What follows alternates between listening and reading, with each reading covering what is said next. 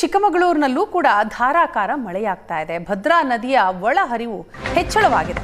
ಗಣನೀಯವಾಗಿ ಏರಿಕೆ ಕಂಡಿದೆ ಭದ್ರಾ ನದಿಯ ಒಳಹರಿವು. 4 ರಿಂದ 5 ದಿನದಿಂದ ಎಡೆಬಿಡದೆ ಮಳೆ ಸುರಿತಾ ಇದೆ. ಇದರಿಂದ ಭದ್ರಾ ನದಿಯ ಒಳಹರಿವು ಗಣನೀಯವಾಗಿ ಏರಿಕೆಯಾಗಿದೆ. ರಾಜ್ಯದ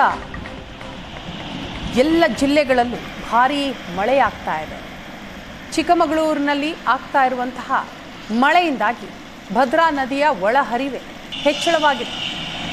ಕಳೆದ 4-5 ದಿನದಿಂದ ಸುರಿತಾ ಇರುವಂತಹ ಭಾರೀ ಮಳೆ, ಎನ್ಆರ್ಪುರ ತಾಲೂಕಿನಲ್ಲಿರುವಂತಹ ಭದ್ರಾ ನದಿ ಒಳಹರಿವು ಗಣನೀಯವಾಗಿ ಹೆಚ್ಚಳವಾಗಿದೆ.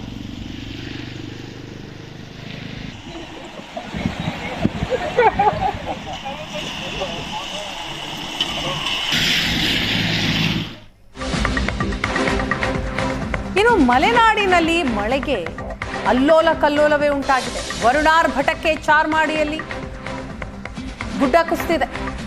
ಭೂ ಕುಸಿತದ ಆತಂಕ ಒಂದು ಕಡೆ, ನೀರು ನಿಲ್ಲುವ ಕಡೆ ಟಾರ್ಪಲ್ ಅಳವಡಿಕೆ ಮಾಡಲಾಗಿದೆ.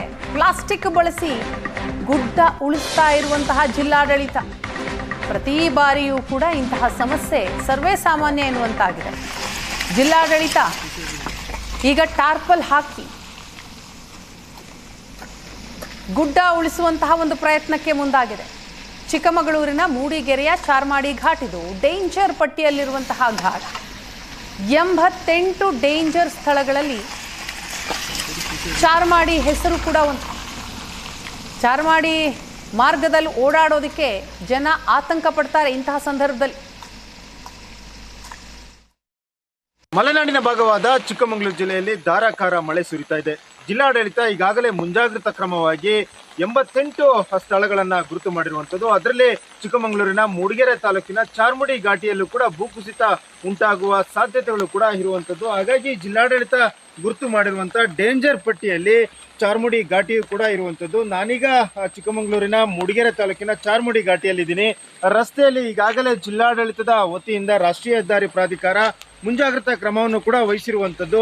ಮೇಲ್ಭಾಗದಿಂದ ಮಣ್ಣು ಕುಸಿತವಾದರೆ ಕೆಳಭಾಗದಲ್ಲಿ ನೀರು ನಿಲ್ಲಬಾರದು ಎನ್ನುವ ನಿಟ್ಟಿನಲ್ಲಿ ಪ್ಲಾಸ್ಟಿಕ್ ಒಂದು ಹೊದಿಕೆಯನ್ನು ಕೂಡ ಹೊಚ್ಚಿರುವಂಥದ್ದು. ಇದು ಒಂದು ಕಡೆ ಮುಂಜಾಗ್ರತಾ ಕ್ರಮವನ್ನು ಕೂಡ ವಹಿಸಿರುವಂಥದ್ದು. ಗಣಿ ಮತ್ತು ಭೂವಿಜ್ಞಾನ ಇಲಾಖೆ 88 ಸ್ಥಳಗಳನ್ನು, ಅಂದರೆ ಮುಂಗಾರು ಮಳೆ ಅಬ್ಬರಕ್ಕೆ 88 ಸ್ಥಳಗಳನ್ನು, ಭೂಕುಸಿತ ಉಂಟಾಗುವಂಥ ಸ್ಥಳಗಳನ್ನು ಗಣಿ ಮತ್ತು ಭೂವಿಜ್ಞಾನ ಇಲಾಖೆ ಗುರುತು ಮಾಡಿರುವಂಥದ್ದು. ಇದೇ ಸ್ಥಳದಲ್ಲಿ 2019ರಲ್ಲಿ ಭಾರೀ ಮಳೆಗೆ ಈ ರಸ್ತೆ ಕೊಚ್ಚಿ ಹೋಗಿತ್ತು. ಮೇಲ್ಭಾಗದಿಂದ ಮಣ್ಣು ಕೊಚ್ಚಿ ಬಂದು ಅರ್ಧ ರಸ್ತೆ ಸಂಪೂರ್ಣವಾಗಿ ಕೊಚ್ಚಿ ಹೋಗಿದ್ದಂಥ ಪ್ರದೇಶ ಇದು. ಈ ಪ್ರದೇಶದಲ್ಲಿ ಮತ್ತೆ ಭೂಕುಸಿತ ಉಂಟಾಗಬಾರ್ದು, ಮತ್ತೆ ಮಳೆ ನೀರು ಶೇಖರಣೆ ಆಗಬಾರ್ದು ಅನ್ನೋ ನಿಟ್ಟಿನಲ್ಲಿ ಜಿಲ್ಲಾಡಳಿತ ಪ್ಲಾಸ್ಟಿಕ್ ಒಂದು ಹೊದಿಕೆಯನ್ನು ಕೂಡ ಹೊಚ್ಚಿರುವಂಥದ್ದು. ಈಗ ಸ್ಥಳೀಯ ನಿವಾಸಿಗಳಲ್ಲಿ ಮೇಲ್ಭಾಗದಲ್ಲಿ 3-4 ಗ್ರಾಮಗಳು ಕೂಡ ಬರುವಂಥದ್ದು. ಆ ನಿವಾಸಿಗಳಿಗೂ ಕೂಡ ಈಗ ಆತಂಕ ಎದುರಾಗಿರುವಂಥದ್ದು.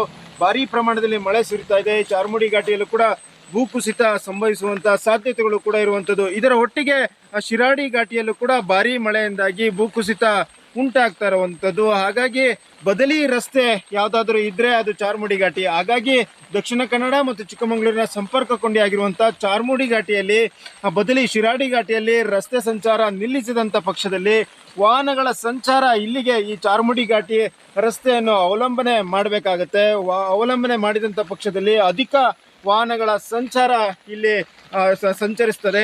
ಅಧಿಕ ವಾಹನಗಳ ಸಂಚಾರ ಆದಂಥ ಪಕ್ಷದಲ್ಲಿ ಅತಿ ಹೆಚ್ಚು ಮತ್ತೆ ಭೂಕುಸಿತ ಉಂಟಾಗುವಂಥ ಸಾಧ್ಯತೆಗಳು ಕೂಡ ಇರುವಂಥದ್ದು. ಹಾಗಾಗಿ ಸ್ಥಳೀಯ ನಿವಾಸಿಗಳಲ್ಲಿ ಮತ್ತು ವಾಹನ ಸವಾರರಲ್ಲಿ ಈಗ ಆತಂಕ ಎದುರಾಗಿರುವಂಥದ್ದು. ಈಗಾಗಲೇ ಮೊದಲೇ ಜಿಲ್ಲಾಡಳಿತ ಚಿಕ್ಕಮಗಳೂರಿನ ಚಾರ್ಮಾಡಿ ಘಾಟಿ ಭೂಕುಸಿತ ಉಂಟಾಗುವಂಥ ಸ್ಥಳ ಡೇಂಜರ್ ಸ್ಪಾಟ್ ಅಂತ ಈಗಾಗಲೇ ಜಿಲ್ಲಾಡಳಿತ ಗುರುತು ಮಾಡಿರುವಂಥದ್ದು. ಈಗ ಶಿರಾಡಿ ಘಾಟಿಯಲ್ಲೂ ಕೂಡ ನಿರಂತರ ಮಳೆಗೆ ಭೂಕುಸಿತ ಉಂಟಾಗ್ತಿರುವಂಥದ್ದು. ಹಾಗಾಗಿ ವಾಹನಗಳ ಸಂಚಾರ ಸ್ಥಗಿತಗೊಳಿಸಿದ್ರೆ ಶಿರಾಡಿ ಘಾಟಿಯಲ್ಲಿ ಬದಲಿ ಮಾರ್ಗವಾದಂಥ ಚಾರ್ಮಾಡಿ ಘಾಟಿಯನ್ನೇ ಅವಲಂಬನೆ ಮಾಡಬೇಕಾಗುತ್ತೆ. ಚಿಕ್ಕಮಗಳೂರಿನ ಕ್ಯಾಮ್ರಾಮನ್ ಶ್ರೀಕಾಂತ್ ಜೊತೆಗೆ ಆಲ್ದೂರ್ ಕಿರಣ್, ಏಷ್ಯಾನೆಟ್ ಸುವರ್ಣ ನ್ಯೂಸ್.